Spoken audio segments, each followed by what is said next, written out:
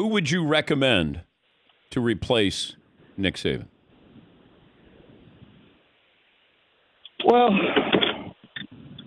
I think the names that are out there are all good names. Dan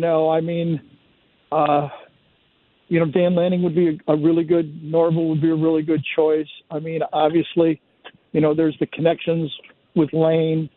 Those all make sense to me.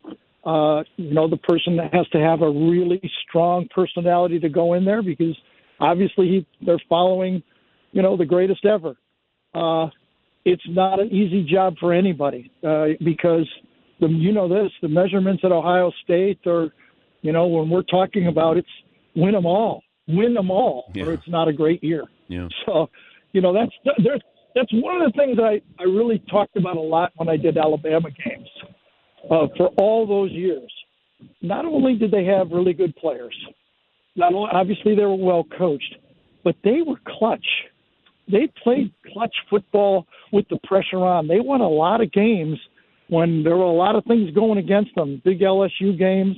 He only really lost, I think, one SEC championship game, and that was to Florida. And I always gave him a lot of credit.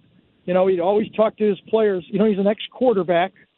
He always talked to his players that, we got to be disciplined, but you got to let it go. You got to, and I think they bought into that. And I was always, when I watched him play, I really thought as demanding as Nick was at practice, I think he was, of course he was fiery on the sidelines, but I think he was understanding that in the game, you got to play a little bit loose. Disciplined, yes, but a little bit loose, if that makes any sense.